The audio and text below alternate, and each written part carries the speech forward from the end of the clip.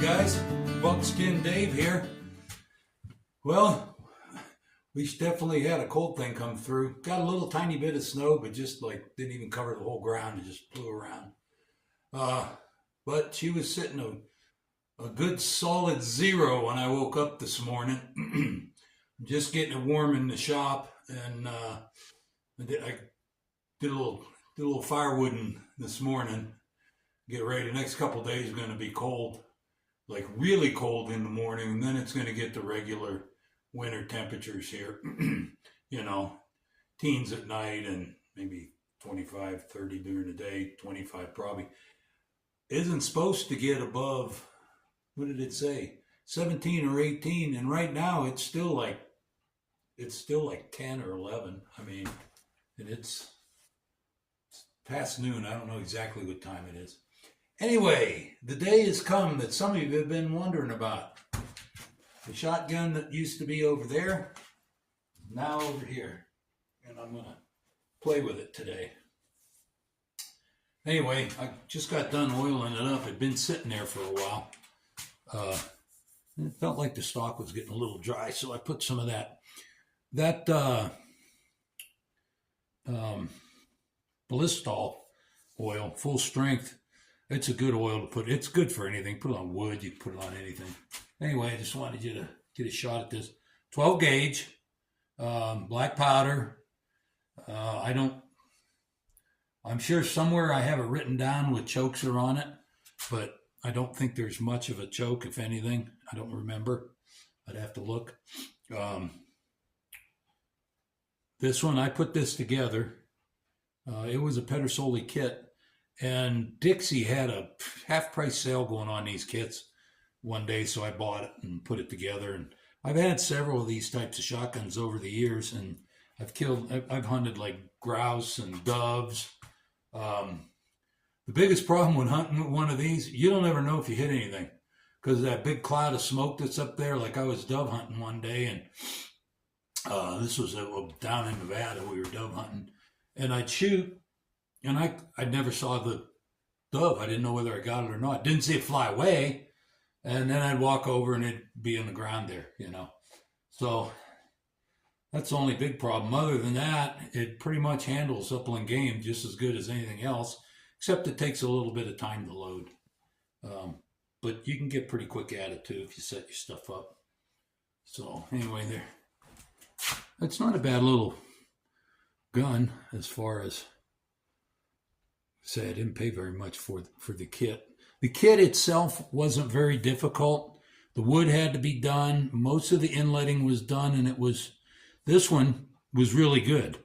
The inletting was better on this kit than it was, but I did have to do a little bit of touch up on the inletting, and I think the barrel came blued. I'm not positive on that. I might have blued it. Anyway, so I'm going to set this here. And you get you a cup of coffee and put it in some kind of cup that's going to stay warm, because any time outside is going to get things cold real fast. The way I'm going to have to do this is kind of like yesterday. Get everything set up, run out, take a couple shots, and then get the camera back in here to warm up. So anyway, I'll load it up and we'll go out and shoot a couple targets. A couple shots and see what kind of pattern it does on a piece of cardboard. So get your coffee and grab your ears and let's go check it out. So I put like 60 grains of 3F and then like maybe an ounce of shot. It's reclaimed shot that I had in an old leather flask. I'll show it to you in a minute. Anyway, I just put these light loads in. I haven't shot this thing in a long time, so I'm going to start light and kind of work my way up. I'm going to see how they do on these knockdowns, see if that's enough to knock these down with that load. Like I say, this reclaimed shot, it's like anything from, I don't know, 6 to 8 sizes, you know. Let's give it a shot.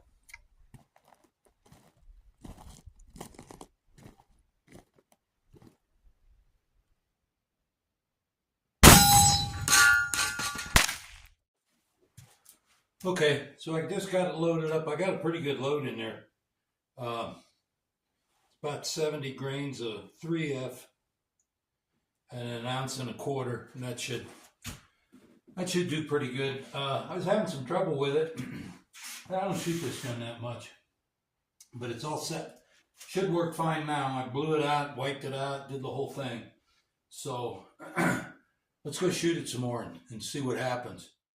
Okay, so I put a little bit stouter load in here, and I'm going to try patterning it on this one piece of cardboard, and let's just see what it does kind of here at close range. And there's another aspect of these guns that you have to be careful with. I only cap one side, okay? Now, if you're going into battle with it, yeah, cap both sides. But sometimes shooting one barrel will loosen up the load in the other barrel. And so if you go and shoot it again, it might not be as good. It might not be as good a load. I don't think it'll hurt anything, but it might not shoot as good. So after every shot, it's a good idea to try tamping this again to make sure it's tight. Well, I wouldn't want to do that with a cap on here, okay? So I don't put a cap on the second barrel till I'm ready to shoot it. So let's give her a whirl and see what happens.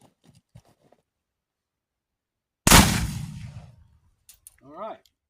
Okay, so I was about, 10 yards back, a little bit better than 10 yards. I shot it with my first barrel. Usually on a double barrel, your first barrel is a more open choke than the second barrel, because I guess they're figuring if you're shooting a fleeting game, you need a tighter choke for the second shot. But anyway, these holes here, this is an old target. These are just bullet holes. Here's my wad. I aimed right to the center of this. Here's my wad. This is, let's see, I believe it's number 6 shot that I have. And here's my hole. This is my pattern at 10 yards. Right here. So that is about the size of a bird flying away. Probably if you went back another 10 yards, it would probably be quite a bit bigger. So 20 yards with this shotgun would probably be about where you'd want to go with this shot, because it's a pretty small shot. So anyway, I got another barrel here. Let's shoot it. For lighter loads, this is about 68 grains, and this is one I made out of deer antler, and I put a little bit of design on it. It's got to have something to get your powder in first, okay? Then you have your different wads, and there's 3 of them, okay? All right, the thicker one,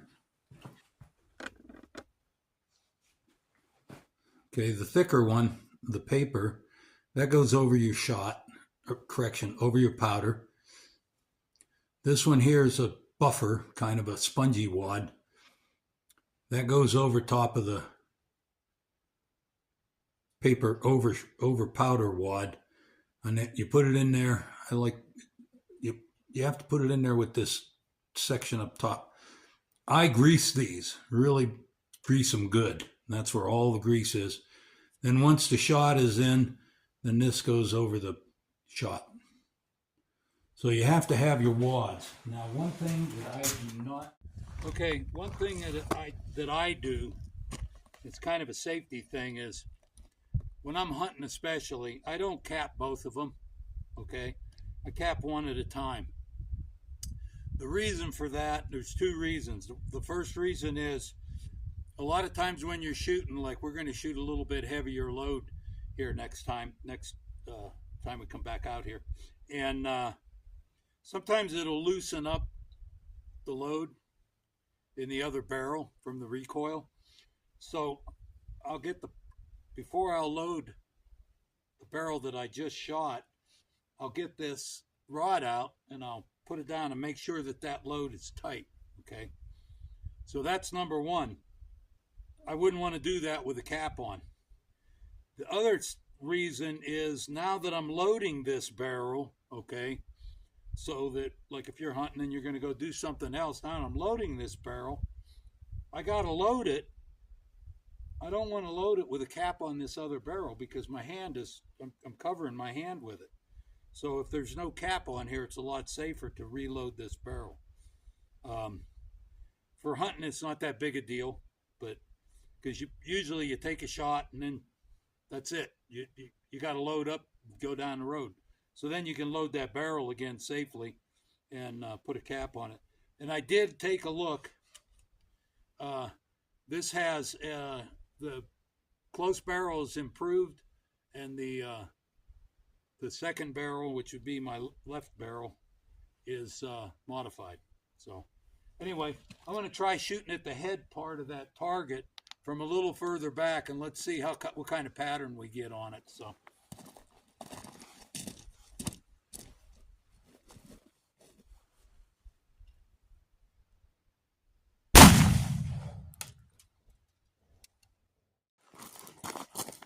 Okay, so I just tamped down the,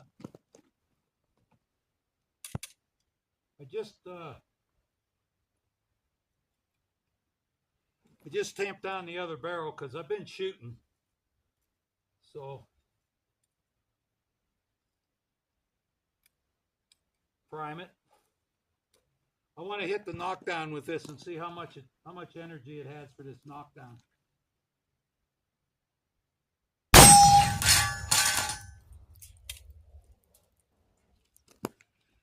Yeah, that pushed it down pretty good. Like I said, I loaded that thing with 8-shot, which I'm just playing with this anyway. But I think 6-shot would. I probably when I'd reload that Elkhorn shot pouch. I think when I reload that, I'm going to reload it with number 6. Okay, so this is what I was talking about when I load. Okay. So I'm loading the first barrel, which would be the first trigger. Okay, this gun has 2 triggers.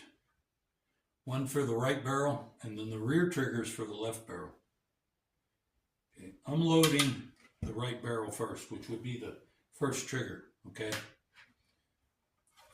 I'm keeping my ramrod in the other side, so that I don't make a mistake and put something down the wrong barrel. So when I put my powder wad on, you just saw me put the powder in, so we bring the wad down. So now it's on the powder. I put that right there. Let's see how it feels. See what's going on with it.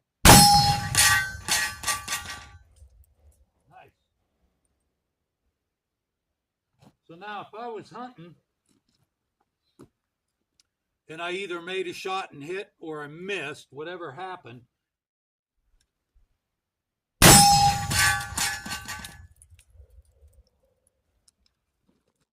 I'm going to try these 2 knockdown targets.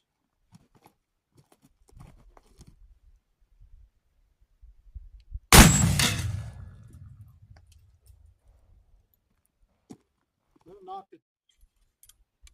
I've never had one come apart or, from recoil. There's like when you go to Dixie to buy the wads, I mean, you can buy 10 gauge, 11 gauge, 12 gauge, 13. You have to pick the one for the gun. And the one that I use in here is to cap it and shoot that other knockdown target.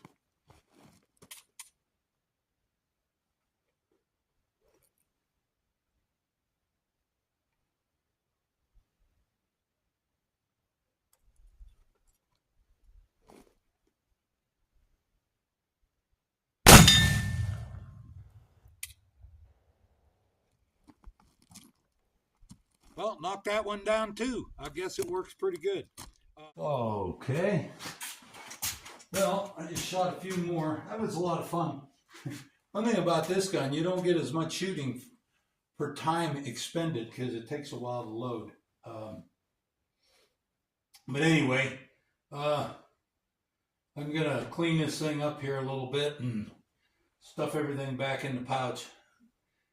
This one's the same as, if I hunt with this, it's the same. I kind of, this thing's really good. It's got these two pockets for small items, and then these two big pockets here for big items. So if hunting with these coveralls on, with the shotgun's kind of cool. And I have to grease up some more wads and put them into the, I keep the wads in this, one of these old tobacco containers. And I could put, can't remember, probably 7 shots worth of wads in there. And I'll keep them in my pocket. And then I also have, in my pouch, I'll have this bag.